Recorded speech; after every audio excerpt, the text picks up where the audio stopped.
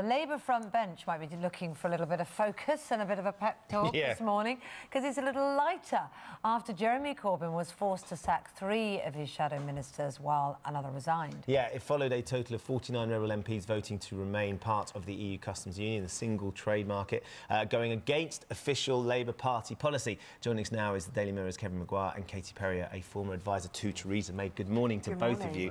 It feels a little bit, Katie, like the honeymoon's over. For Jeremy Corbyn. It's all been going so well since the general election, since he came storming back, since his appearance at Glastonbury, a hero's welcome on the pyramid stage there. All of a sudden, things have got a little bit sticky for him.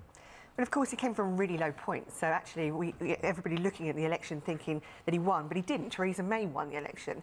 And so he actually now has been covering up for quite a long period of time about problems in his own party, and now the cracks are starting to surface. Now, when people voted for Jeremy Corbyn, I don't think they quite understood what his position on Brexit was, and now they're starting to see the party unravel. Kevin, it must be a great delight for Theresa May, though, because she's the one that seemingly had trouble, you know, keeping her party together and all sorts of things, and actually forming a government, to be honest.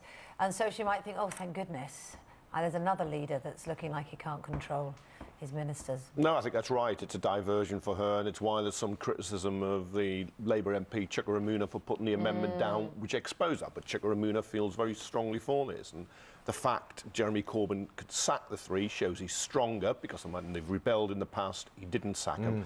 But to lose 3 of your shadow team, have about a 5th of your MPs voting against you. 49 Labour politicians, it's quite a good number, isn't it? It's a sizable number. And it exposes a deep division within Labour over Brexit and where the party goes. The government's split too.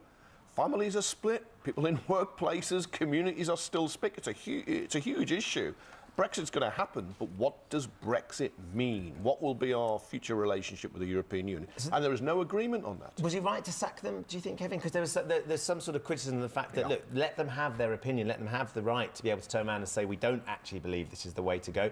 And actually, that's going to form a much stronger party. Yeah, he's worried he'll then have a complete breakdown in discipline and people will just vote whichever way they want on whatever issue. So he did have to do it, you think? I understand why he did it. And you just stood on a party manifesto which arguably they have breached, the rebels have breached. But I understand again why they did it, because they feel very, very strongly about it. And I quite like a freer politics where people are quite honest instead of being sheep all herded in one direction.